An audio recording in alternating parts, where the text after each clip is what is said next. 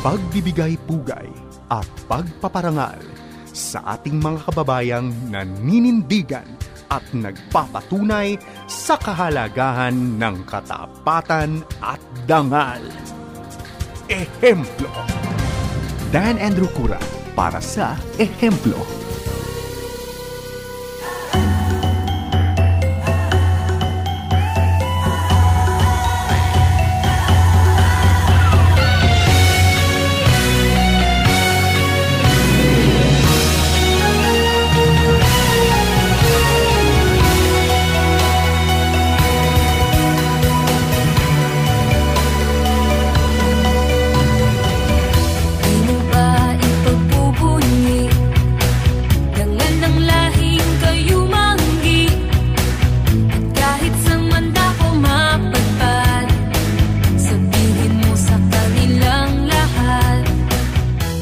Magandang araw po mga kaibigan. Muli nagpupugay ang Ehemplo. Isa na namang episode kung saan natin makikilala ang isa nating kababayan na talagang isang halimbawa ng mga katangiang gusto nating tularan. Ehemplo, yan ang concept natin dito. Kwento ng mga kakilala natin, mga siguro neighbors natin, makakaklase, kasama sa trabaho. At ngayon ay talagang nagsisilbing isang liwanag sa landas na tinatahak ng ating bayan ngayon. Yan po ang gusto nating ikwento sa Ehemplo. At ito po ay naririnig sa iba't ibang mga himpilan ng FEBC Philippines. At host po ninyo ay si Dan Andrew Cura, pero pansamantalang humahalili sa kanya ngayon, Efren Palyurina po. Ito po ay naririnig sa Luzon, Visayas, Mindanao sa pamagitan ng mga himpilan sa Santiago Isabela, DZMR. Yan po ang 1143 Missions Radio doon sa Isabela. Naririnig din sa Kabikulan sa KR 104.3 The Way FM. Yan po ay sa Legazpi City. At syempre, doon po rin sa Kabisayaan sa DYVS 1233 Bacolod City.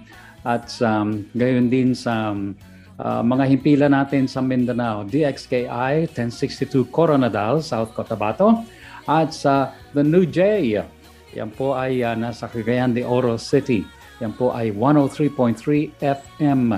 At syempre, dyan din po sa 106.3 DZRK Radio Kapit Bisig, yan po ay sa Quezon, Palawan. At hindi po mawawala syempre ang ating flagship station ng FEBC Philippines, ang 702 DZAS. So magandang araw po. Kayong mga dati nang sumusubaybay sa Ehemplo, talagang hindi ninyo dapat ma-miss itong ating episode ngayon kasi napakagandang kwento ng isang ordinaryong taong nakagawa ng extraordinary na mga bagay sa kanyang buhay. At syempre, gusto nating i-welcome kayong first time lang na naka-join sa Ehemplo. Ito po ay narinig every single week. Kung hindi po naman sa radyo, pwede rin sa social media. Ito po ay napapanood at napapakinggan sa social media pages ng FEBC Philippines or sa website nito na www.febc.ph. Pwede rin po ninyong pakinggan itong palatuntunan ito sa mobile app ng FEBC, which is FEBC PH Stream. At ito ay downloadable. Pwede sa inyong mga Android phones o iOS phones. Alam po naman ninyo kung paano mag-download dyan sa Google Play Store at Apple App Store. At gamitin para mapakinggan ninyo ang mga palatuntunan ito ng FEBC Philippines saan man kayo nandoon, basta dala ang inyong gadget. So dito po sa Ehemplo ay kinakwento natin ang kwentong buhay ng mga kababayan natin tulad ng ating guest ngayong araw na ito. Siya walang iba kundi si Aristelo Asilo. Very common name, hindi naman masyado, pero very common din ang kanyang naging takbo ng buhay. Kasi siya po, sa ngayon, ay ang tawag sa kanya isang nutripreneur. Nutritionist, entrepreneur, pinagsama, nutripreneur. Isa po siya sa 10 ginawaran ng The Outstanding Young Men Awards. Ito po ay para sa larangan ng social entrepreneurship. Pag-usapan po natin din yung award na yan maya-maya. At siya po ay nagtapos ng BS Nutrition at Master of Business Management sa University of the Philippines. Siya po ang COO at co-founder ng Varaco Incorporated, isang food and beverage company. At kape ang negosyo nila doon. At kakaiba itong kumpanyang ito kasi talagang yung source ng kanilang raw materials at products ay galing mismo sa mga farmers natin, sa mga local farms. Hindi po yan galing sa ibang bansa.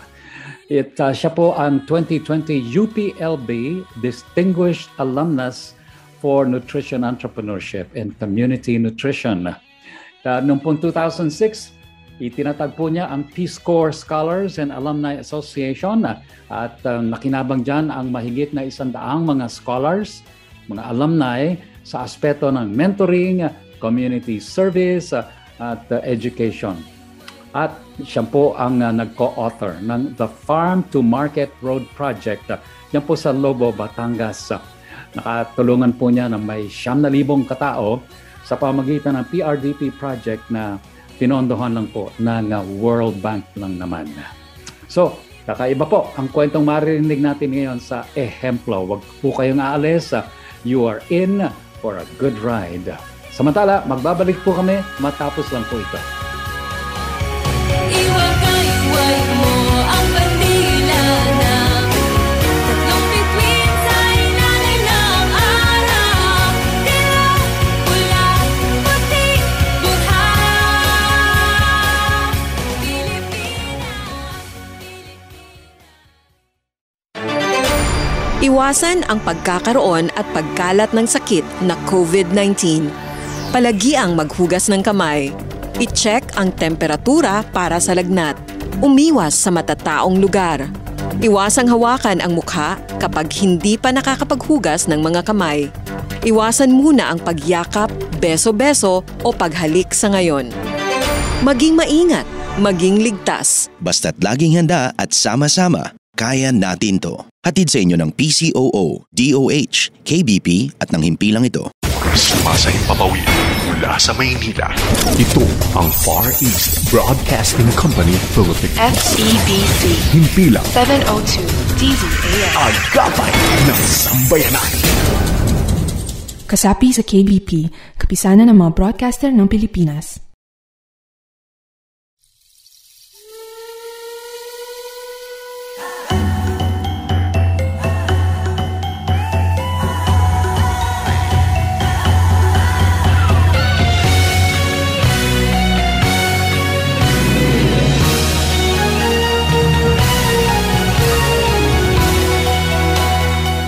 Nagbabalik po ang ehemplo. Ngayong araw na ito ay kasama natin ang naipakilala ko sa inyo kanina briefly, Aristelo Asilo. Si Aris po ay isang nutripreneur, yan ang tawag sa kanya. At awardee po siya ng recently celebrated Outstanding Young Men Awardee for Social Entrepreneurship.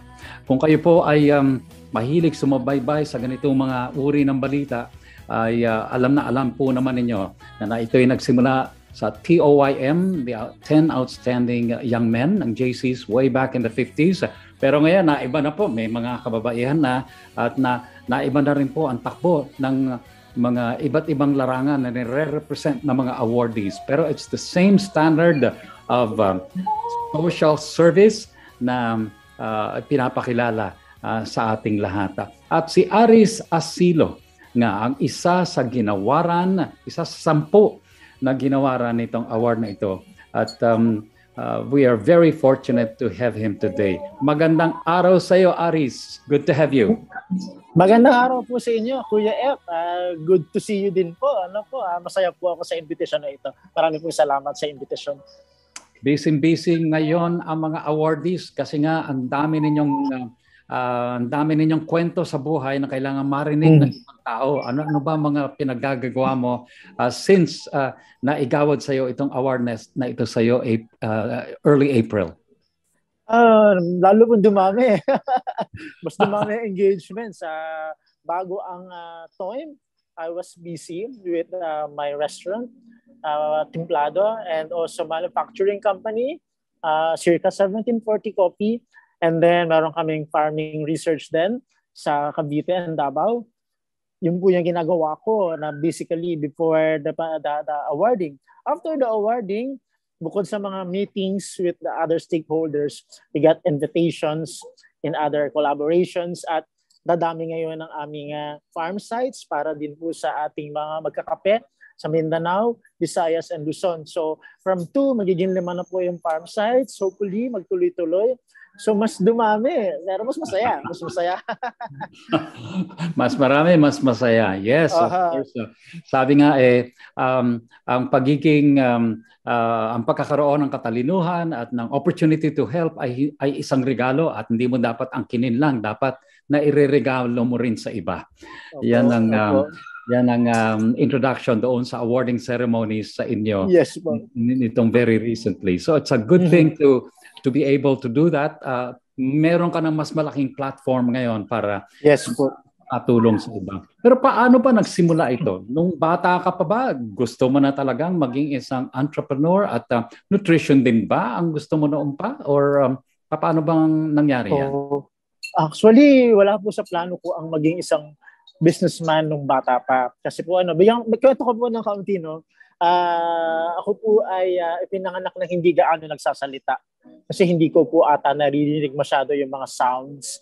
Kasi lumaki ako ng may karoon ng chronic bronchitis and convulsions nung bata tayo. From 1-year-old to 5 years old.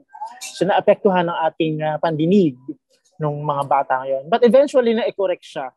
So mula 6 years old, isinasama ako ng aking lola Sela at ng aking inay na magtinda ng sweepstakes ticket sa iba-ibang bayan sa Batangas. Okay. Merong 35 bayan sa Batangas. 33 doon ang napuntahan ko na. Baka sa pagtitinda ng ticket. So doon po yung nagsimula. Nagtitinda tayo ng ticket hanggang 12 years old. So nung una, mali pa akong panukli. mali magsukli. Hindi ba ako marunong magbilang eh. So magtitinda tayo ticket tuwing fiesta, pagkakalabas sa eskwelahan, tuwing weekend, para may pandagdag sa pagkain o patustusin namin sa aming pamilya. So yan po ang nagsimula kung saan ako natuto magtinda. After po ng 12 years old, tumigil ako ng pagtitinda ng ticket kasi parang humihina na yung ticket. Naging kutkot na. Alam niyo gaho yun, yung kutkot? Yung sa sweepstakes? Pero scratch. Pero yung ticket ito, para sa marami nating listeners o viewers na hindi nakakalam po na yung ticket niyan, sweepstakes ticket yan. Yes. Okay. PCSO. Si Kamanuling pa. Si Kamanuling. Okay, sige. So, napalitan na. Okay. Good. Nag-iba yun. At saka na ako, high school. So, ang nangyari nung high school, nag-tutor naman ako ng mga elementary students. So, 60 pesos ang kinikita ko per student. Samantalang nung nagtitinda ako ng ticket, 2 pesos per ticket. So parang kada week nakaka 50 to 100 pesos sa ticket. Pero nung ako ay nag-tutor na, nakaka 300 ako a week because of tutorial. So hanggang sa college, nag-tutor ako, nag-working student bukod sa scholarship. So all throughout my life, I had been working. Hanggang isang araw, 2003, tinanong ako ng teacher ko, professor, sabi, Aris, ano ba ang nakikita mo sa sarili mo 10 years from now? First year college po ako noong 2003. Ang sabi ko sa teacher ko, ay ma'am, siguro gusto ko magkaroon ng negosyo 10 years from now. So 2013, I had my first business. I had my first company noong 2013. At ito ay para sa mga farmers. So imagine nyo po, ilang dekada, halos 3 dekada o 2 mahigit na dekada. Totoo pala yun, dahil sa pagtitinda. Doon ko natutunan. Yan. So na-influensyahan ka ni Lola? Ni Lola at ni Nanay. Ayan. At ito ba ay yung influence ba nila ay talagang inangkin mo? I mean, nagustuhan mo ba yon o meron kang ibang gusto sana pero malakas yung influensya nila? Nung una po hindi. Kasi sabi ko nung bata, naalala ko kinaiyak, sabi ko, Inay, Lola, child labor yan. Ba't ako pinagtatrabaho? Bata ka eh. Sabi ko, iyak na ako noon kasi ayaw kong magtrabaho kasi gusto ko maglaro. Di ba magbata po kayo, maglalaro ka. Sasali ka sa mga patintero, hindi ko masyadong naranasan yun. So, parang tumatagal, sabi ko, gusto ko maging doktor. Yun po talaga ang gusto ko. Maging isang doktor. Kaya po ako nag-nutrition. May doktor sana ako kasi gusto kong makadiscover ng bionic ears para sa mga taong may kapansanan na walang masyadong marinig or matatanda o pandinig. Bionic ear. Yes, bionic ears yung gusto kong gawin noon bilang isang doktor. So, mag-neurologist ako, ganyan yung gagawin ko. Pero namatay ang tatay ko ng mas maaga. So parang nawalan ako ng gaan. Sabi ko, ayaw ko na mag-doktor. So over time, na-expose uli ako. Parang dinadala ako ng pagkakataon sa corporate world, sa sales, sa business, hanggang sa napunta ako sa pagninegosyo. So hindi po talaga pagninegosyo ang original goal ko. Gusto ko ay maging isang doktor. Okay. At dinala ka dito sa path na ito kung saan ikaw ay medyo related kasi gusto mo rin makatulong sa tao pero sa ibang paraan naman ito. Yes po. Happy ka ba dito sa naging turn of events? O minsan-minsan gusto mo pa rin balikan yung dati mong pangarap na magdoktor? Gusto ko po actually ituloy pa magdoktor kasi bata pa ako. So masaya po ako sa nangyayari ngayon. Okay. Bilang isang nutritionist, nagagampanan ko pa rin po yung pagtulong sa mga tao. Kaya ako pinagsama ko nutrition entrepreneur. So, ginawa natin yung term na yun para sa pagninegosyo, hindi nawawala ang pagtulong sa kapwa sa pamamagitan ng pagtingin din sa kanilang kalusugan, sa kanilang well-being. Kasi ang pagdodoktor naman po, di ba, usually sa noble profession, talagang pag-aaralan mo siya all throughout. Napapaisip nga ako, sabi ko, kahit kaya ako ay negosyante na, pwede pa kaya ako mag-medical doctor. Sabi ko, parang mahirap na, baka pag-PhD na lang ako. So, doktor pa rin, pero PhD. Yun na po yung gusto nating mangyari. Yes. All right, okay. Well, ang sabi nga sa TOIM Awards ay hindi pwedeng profit lang lagi ang tinitingnan o bottom line. Hindi lang dapat kita at pag-expand at paglaki ng negosyo ang tinitingnan ng tao, ng negosyante. Yes. Yung paano nga makaka-uplift ng buhay ng ibang tao. Yes, yung income po kasi, ang notion ko kasi na income, the capital income or the community income. Kasi may income tayo, pera po, nakikita natin eh. I believe that yung nutrition entrepreneur po na nabuo ko does not only look, hindi lang niya tinitingnan yung monetary income, but it also looks at the income mo para sa attitude mo, sa values mo, sa community mo. Nakikinabang ba ang komunidad sa ginagawa natin? Nakikinabang ba ang pamilya mo? O ikaw lang ang nakikinabang? Kasi pag tayo lang ang nakikinabang, hindi siya noble, hindi siya masama siya sa pakiramdam. Kaya nga sabi nila, walang nagiging masaya kahit napakarami mong pera. Paano? Kasi ikaw lang ang kumikita, hindi yung tao sa paligid. So yan po ang notion ka ng kita, income kumbaga. Okay. At ngayon, doon sa sinasabi mong gusto mong makatulong sa kapwa, whether sa pamagitan ng pagiging negosyante o pagiging doktor, basta makatulong sa kapwa, saan mo nakuha yun sa tingin mo? Yung pagtulong po sa kapwa, siguro dahil po nung bata kami, hindi kami mayaman o mahirap kami. Many neighbors, marami sa mga kapitbahay namin, sa mga tao, tinitingnan kami ng mababa. Kasi ang tatay ko, kobrador ng Weteng. Ang nanay ko, hindi nakatapos. Hanggang grade 6 lang ang tatay ko, high school. Pero palaging sinasabi sa akin ng tatay ko at ng inay ko, kahit ganito kami, huwag kang gagaya sa amin. Yun lagi yung sinasabi nila. Hindi po nila sinasabi sa akin na huwag kang gagaya sa iba. Sinasabi lagi nila tungkol sa kanila, huwag kang gagaya sa amin, mag-aral ka mabuti. Tingin ko naman ako to sa mga magulang ko na kahit gaano kababa ang kanilang napag-aralan, hindi sila nakapatapos, at kahit gaano sila inaapi ng ibang mga tao noong mga panahon na yun, tumutulong pa rin sila. Kaya alam niyo po nung mamatay yung tatay ko, ang dami nakipaglibing sa kanya. Ang dami ko narinig na story. Kasi malambot yung puso nila eh. Feeling ko doon ko yun unang natutunan. Okay. Diba sabi po nila, ang attitude values nagsisimula sa tahanan. And I think that's where I first got it from my parents. Napakagandang legacy niyan. Sa naroroonan mo ngayon, kasi kwento mo nga looking back ay ang tahanan mo naging malaking factor doon sa kung saan ka naroroon ngayon. Base doon sa yung takbo ng buhay ngayon, nakikita mong pwede pang gawin, pwede pang mangyari. Sabi mo, baka pwede ka pang mag-pursue ng pagiging doktor. What else is there sa iyong nakikita sa future?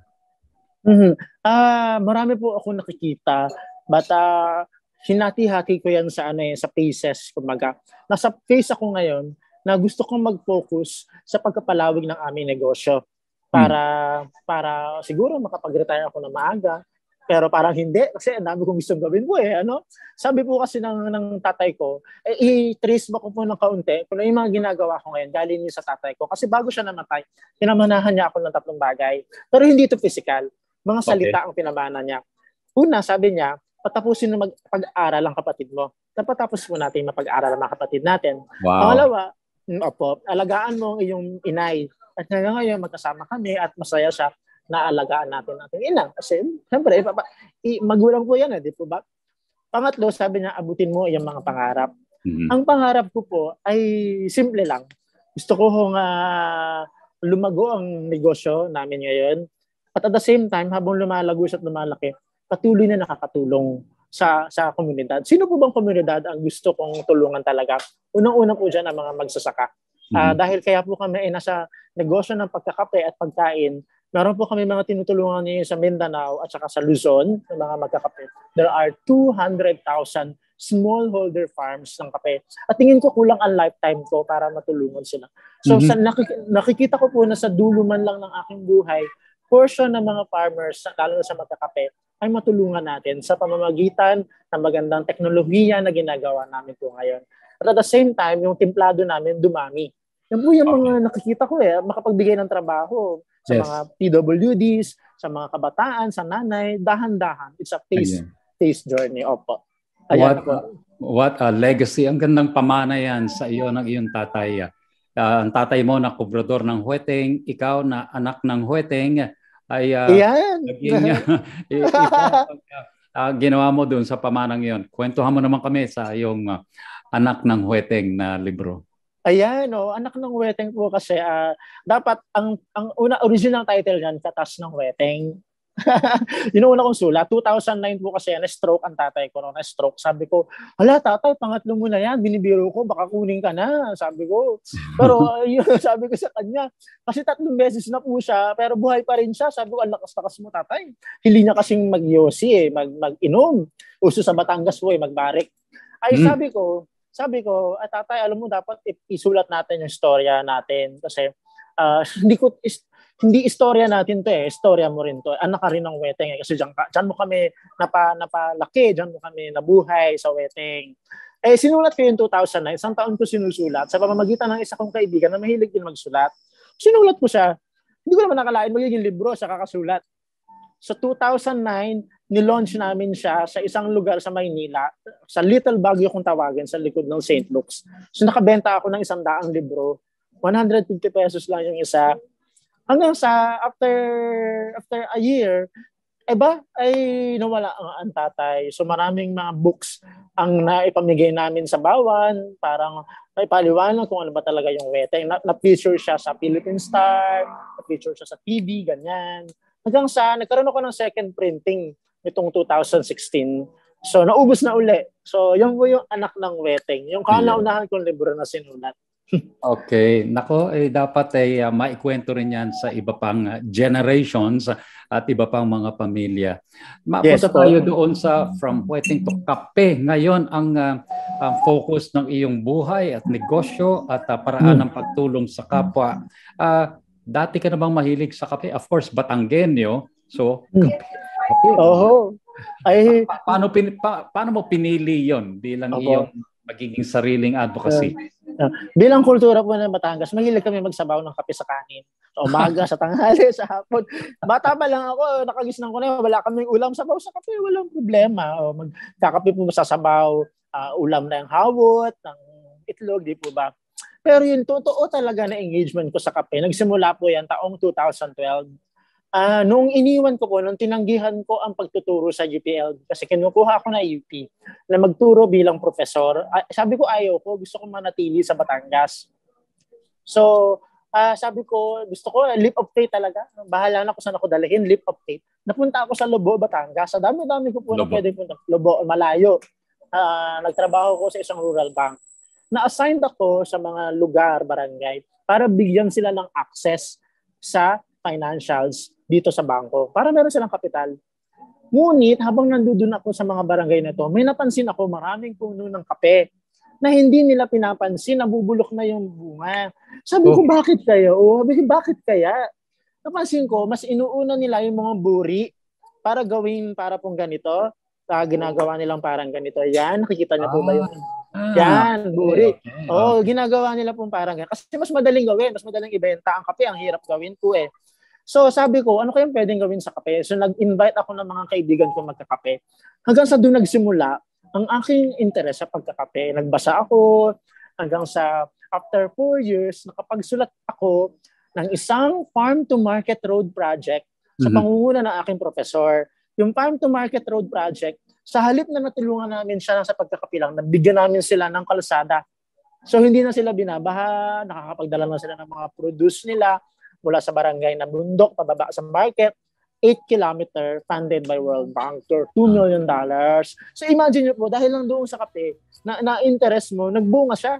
Hanggang sa ngayon, dala-dala po natin yun. So doon po siya nag-start. Naligaw lang ako, tapos ayun na. Nagkamali ka lang ng liko. Okay. Nako, napakaganda talaga ng kwento ng isang tao na willing na sundin yung prompting sa kanya, no? Na dito ka pumunta kasi gusto mong tumulong sa kapwa eh. So, magbubunga yan. Yes, well, po. mga kaibigan, kausap po natin ay si Mr. Aris Asilo, isang negosyante. Awarded po siya ng nitong 2021, the Outstanding Young Men sa Pilipinas. At pagpapatuloy po natin ang ating kwentuhan sa kanya. Siya po ang ating ehemplo sa araw na ito. Huwag po kayong aalis. Kahit tayo ay kinukutya, minamaliit sa ibang bansa, hindi ko ikahihiya, dahil ang Diyos ang sating nagtakda. Minamahal ko ang bayan ko, kahit tawanan ng buong mundo, taas noo paghusayan mo, pakita mo'y kay Pilipino, iwagay-way mo ang bandila na. Sumasahing papawid mula sa Maynila. Ito ang Far East Broadcasting Company Philippines. FEBC Himpilang 702 DZAS. agapay ng sambayanan. Kasapi sa KBP, kapisanan ng mga broadcaster ng Pilipinas. Iwasan ang pagkakaroon at pagkalat ng sakit na COVID-19. Palagiang maghugas ng kamay. I-check ang temperatura para sa lagnat. Umiwas sa matataong lugar. Iwasang hawakan ang mukha kapag hindi pa nakakapaghugas ng mga kamay. Iwasan muna ang pagyakap, beso-beso o paghalik sa ngayon. Maging maingat, maging ligtas. Basta't laging handa at sama-sama, kaya natin to. Hatid sa inyo ng PCOO, DOH, KBP at ng himpilang ito.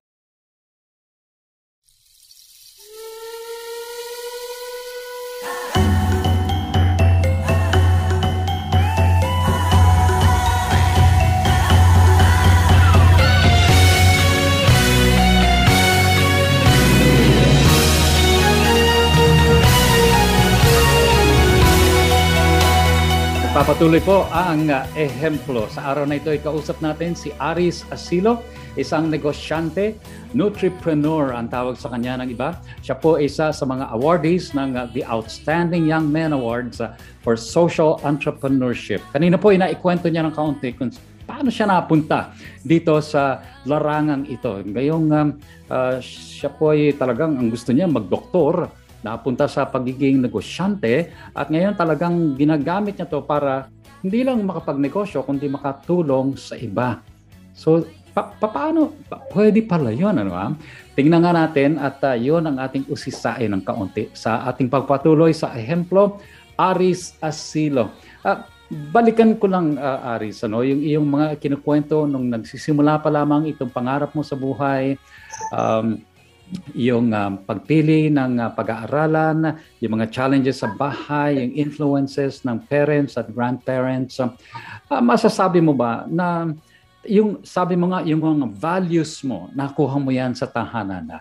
Pero was there a time na nasubukan talaga yung iyong karakter? Meron bang panahon na ikaw ay parang gusto mong give up, parang yung mga influences sa paligid mo ay hindi positibo at parang negatibo, nakakawalang gana, nakakapanghina ng loob? May ganun ka man dinaanan?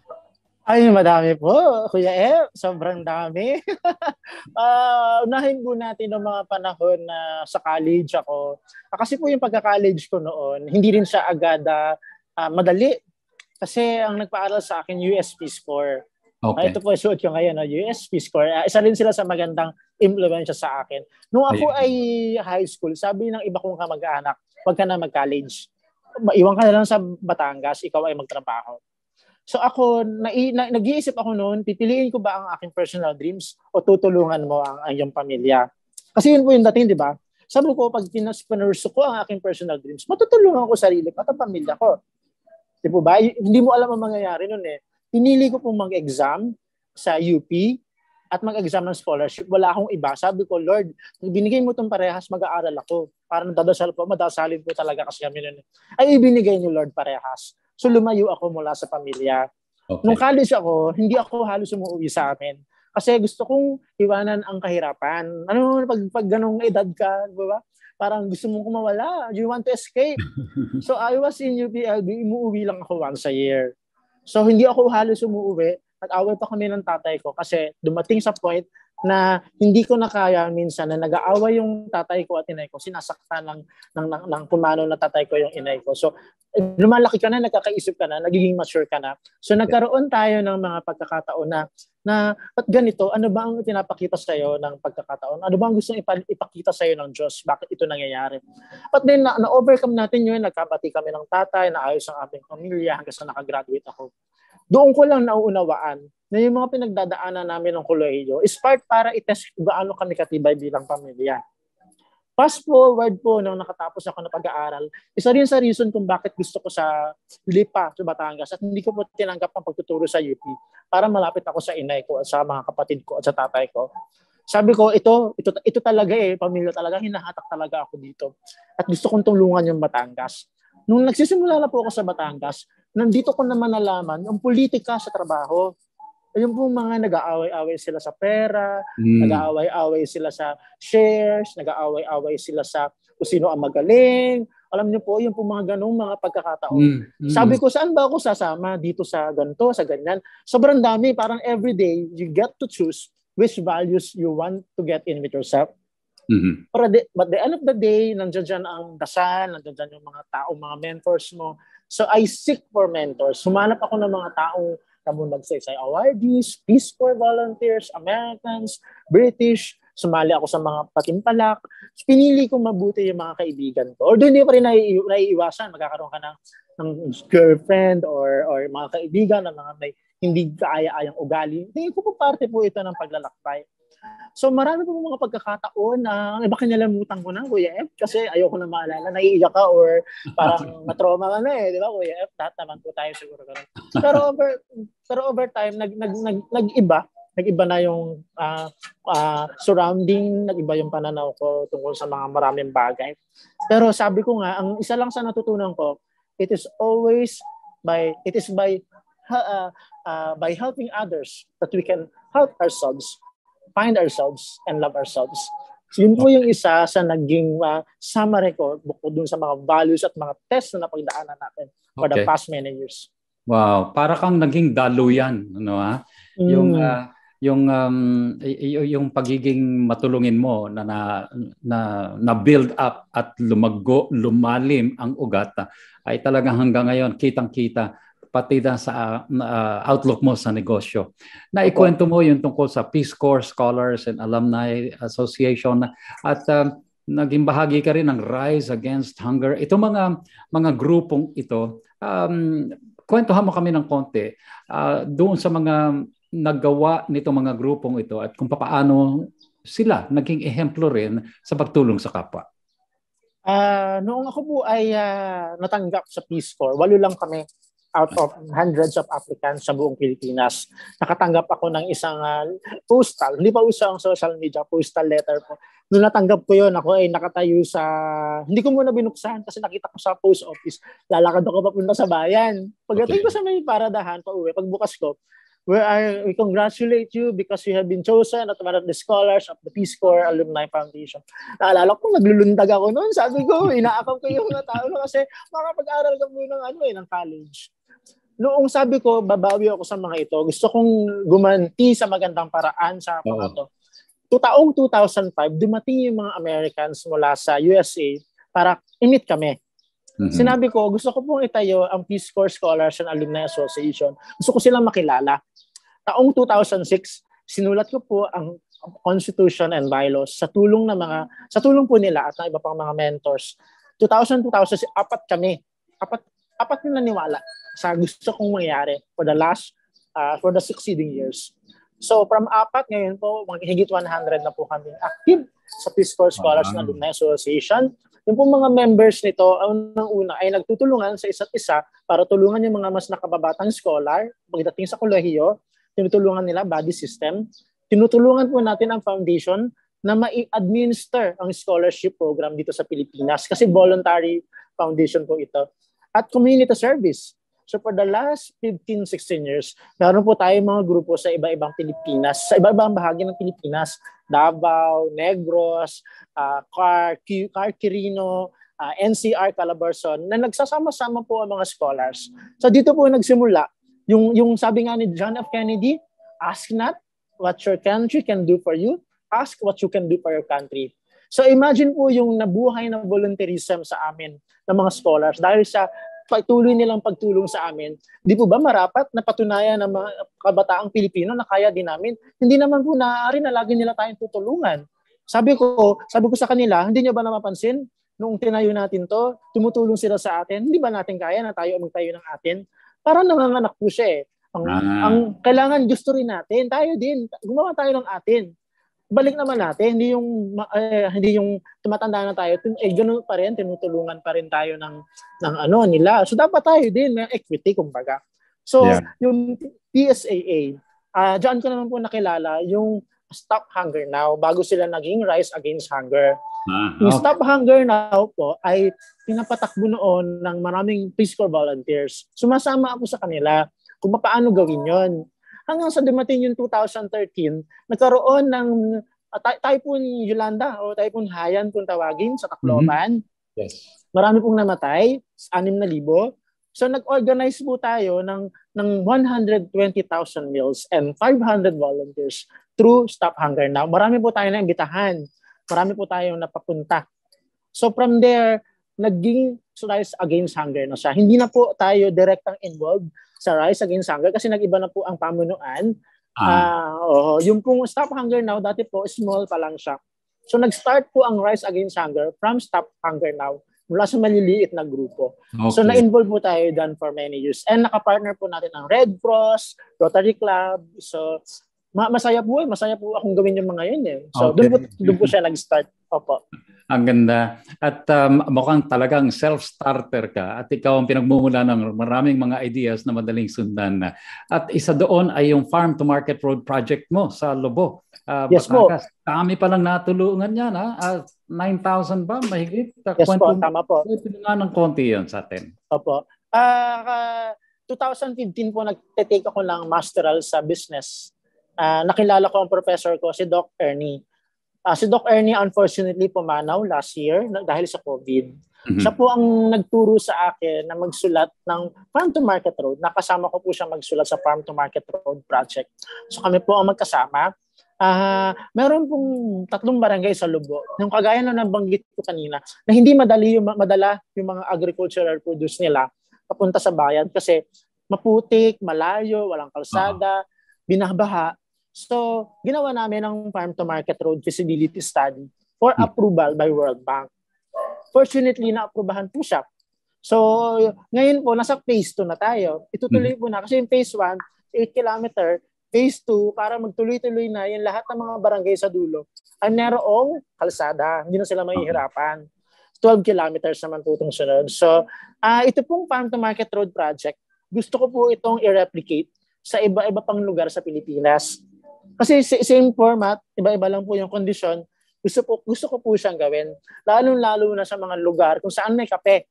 Yun po yung, sabi ko, si Kuya F nag-a-align yung mga natutunan ko sa pagtitinda, sa Farm to Market Road, sa banking. Para pag tinignan mo ngayon, sabihin sa'yo, tingnan mo siya mabuti. Bakit mo siya ginawa? Kahit nutritionist ka, anong purpose? Ito pala po yun, Kuya F Imagine niyo po ngayon pandemic, ang daming nagsara, ang daming nawala ng pag-asa, ang daming nahirapan. So I think yung mga ginagawa ko ngayon, I hope that this inspires and also motivates other entrepreneurs that that is really hard, painful, but we can still do something. Tumingin ka lang sa ibang aspeto, beyond profits, you can see a lot of things that you can solve around them. Okay. Yes po. Along the way, mula sa pagpapalaki ng iyong mga magulang, sa inyong tahanan, nakapick up ka rin ng mga values na hanggang ngayon ay pinapalalim mo pa lalo sa iyong pagnenegosyo at sa iyong iba't ibang mga advocacy at mga proyekto.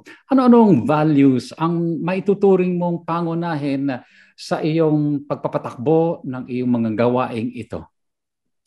Unang-una po dyan ay actually mahirap po yung tanongin, palagi pong tinatanong sa about values kasi values is although general and sometimes it gets cliche. Ang lagi ko pong sinasabi sa mga nagsasabi sa akin po sa values, unang-una po dyan kasi ako palagi, madasalin po ako. Every day, I pray a lot kasi yung faith If you cannot even give faith to someone up there, how can you give faith into small things na hindi mo nakikita? Kasi ako po ay ma-visionary po akong tao. Mahilig ako mag-visualize ng mga bagay.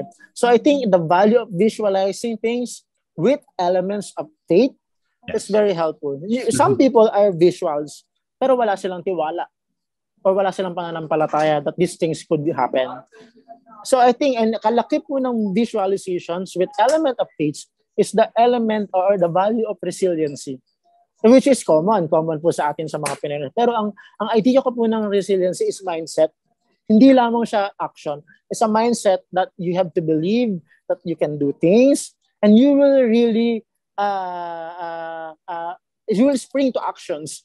Yung actions mo na to nagiging habit. And these habits become our destiny. So from vision and values, you spring to action, your actions become the habit, and your habit become destiny. So, yung value of resiliency, mahaba siya. Hindi lamang siya yung nagsusumikap ka for hard work. It's a mindset. And the last values is listening, the listening values. Kasi kapag ang pinapakinggan lang natin yung sarili natin o yung mga taong malalapit sa atin, hindi natin matatagpuan kung ano talaga ang gusto natin at kung ano ang gusto nating itulong sa kanila. We have to listen. And there are people na walang platform na marinig sila.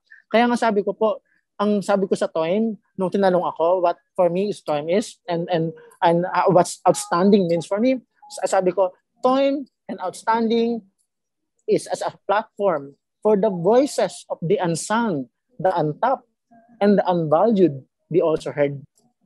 So there are people who are not privileged. There are people who cannot even speak.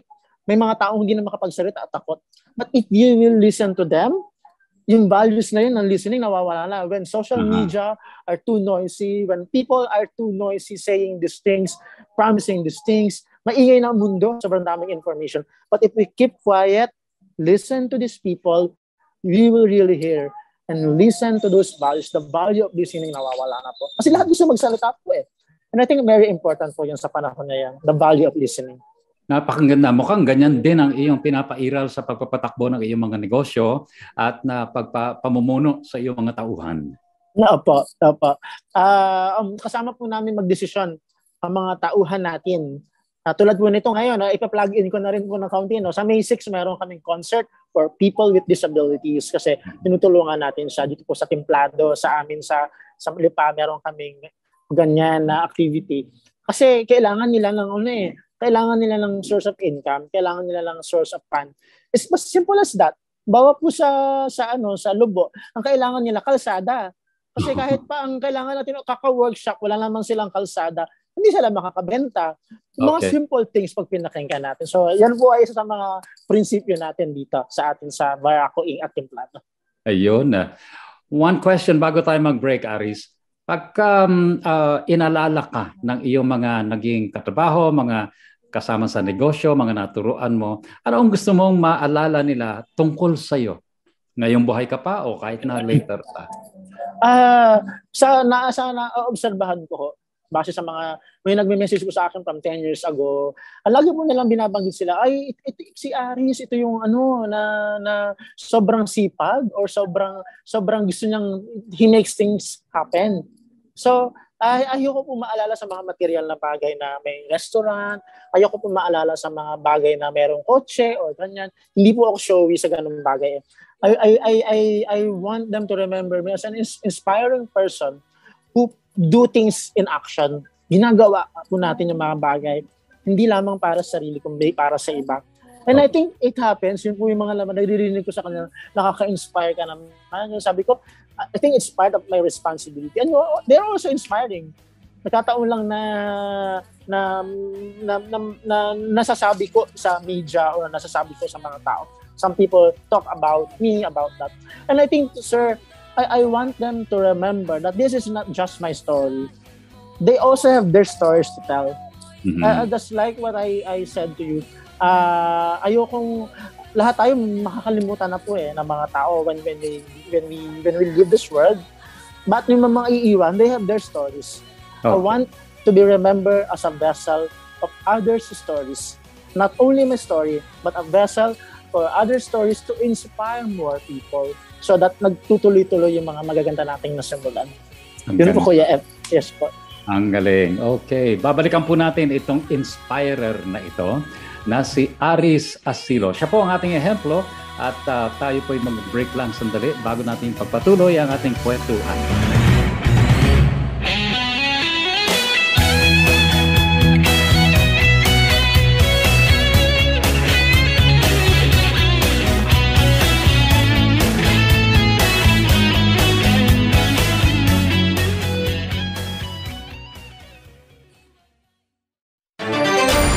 Iwasan ang pagkakaroon at pagkalat ng sakit na COVID-19. Palagiang maghugas ng kamay. I-check ang temperatura para sa lagnat. Umiwas sa matataong lugar. Iwasang hawakan ang mukha kapag hindi pa nakakapaghugas ng mga kamay. Iwasan muna ang pagyakap, beso-beso o paghalik sa ngayon. Maging maingat, maging ligtas. Basta't laging handa at sama-sama, kaya natin to. Hatid sa inyo ng PCOO, DOH, KBP at ng himpilang ito. Sumasahing papawid mula sa Maynila. Ito ang Far East Broadcasting Company Philippines. FEBC Himpilang 702 DZAM. Agapay ng Sambayanan. Kasapi sa KBP, kapisanan ng mga broadcaster ng Pilipinas.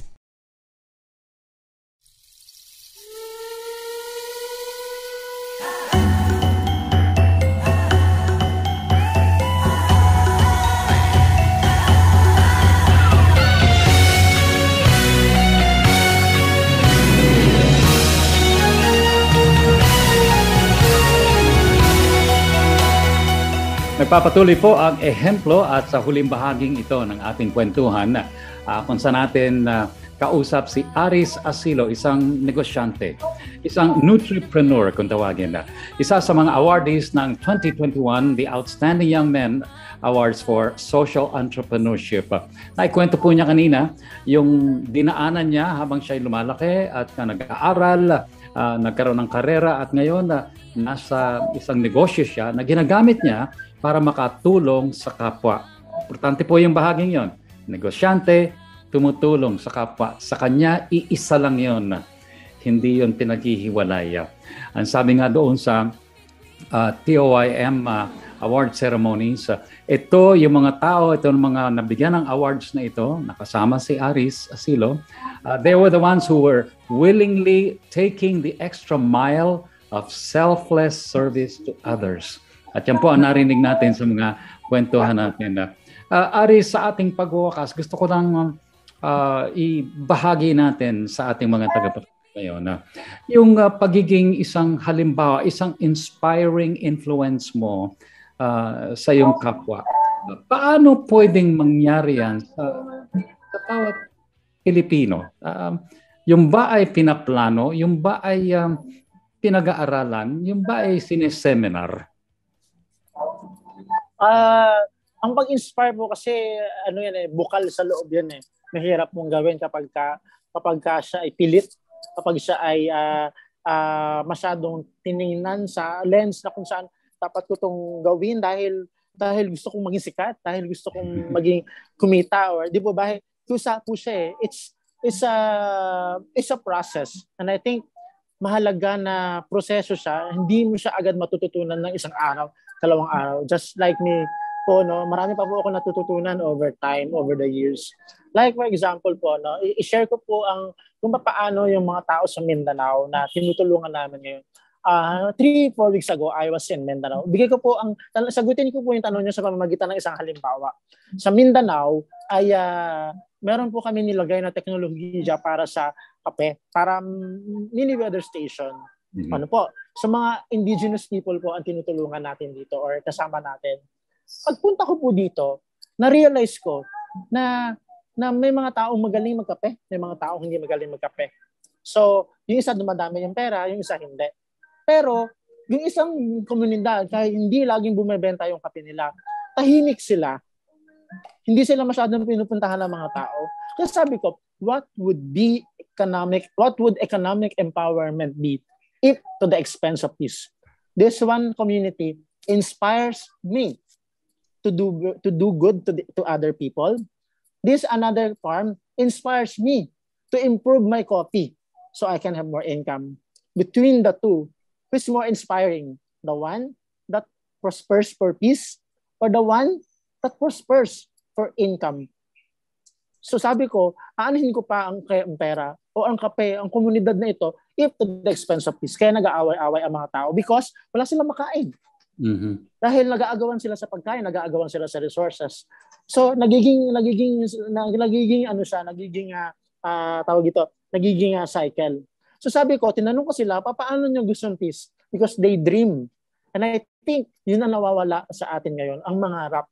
Dahil naging satisfied na tayo. So kung ano meron, pangit ang kalsada, natatapon ng basura ang mga tao dito, okay sa kanya ang mangurakot, alam niyo po ba ang mga gano'n, okay sa kanya ang may gawing masama sa kapwa. Hindi na tayo nangangarap na mas maganda. And I think inspiring others begin with a dream. We have to dream because by dreaming, dugtong natin po kanina sa nasabi ko, by dreaming we spring to action kasi may vision po tayo. And I think nawawala na po yun din sa mga tao, lalo sa mga kabataan. Kasi nadidistract na tayo ng mga nababasa natin sa kung saan. I think it's by dreaming that we can really start inspiring and provide peace, love, and happiness. Napakarami ng mga gustong gumawa ng ganyan pero para bang hindi alam kung paano magsisimula. O kaya nagsimula na nga pero nasiraan ng loob, naka-hit ng wall, mayroong harang, hindi malaman kung paano malalampasan yun. Yun ay nangangailangan ng tibay ng loob pero nangangailangan din yun ng tulong ng iba, hindi ba? Yes po, tama po. Yung tulong po ng iba ay mahalaga. Hindi ko po ito narating ng walang nagsabi sa akin o nagbigay ng wisdom. Napakarami po nila na hindi ko na po sila may isa-isa at lagi ko po silang hindi nakakalimutan. Pag may pagkakataon, tinatawagan ko out of the blue, pinupuntahan ko. Yung mga mahalagang tao po na kung walang-wala ka nandiyan dyan. Kasi may mga tao po tsaka lang dumarating pag meron na meron ka Tapos nawawala bigla. Pero yung mga taong walang-wala, sila pa yung kahit successful ka na, okay lang na wala sila. Kasi masaya na sila na nag-succeed ka. So, lalo-lalo na kapag may na-hit ka na wall, hindi ko makita yung sagot, tatanungin po natin sila Hindi ka nila agad bibigyan ng solusyon, pero aalalayan ka nila. Nandyan sila para makinig sa'yo, umiyak ka kung gusto mo umiyak. Nandyan po sila, tinutulungan ka lang morally, spiritually.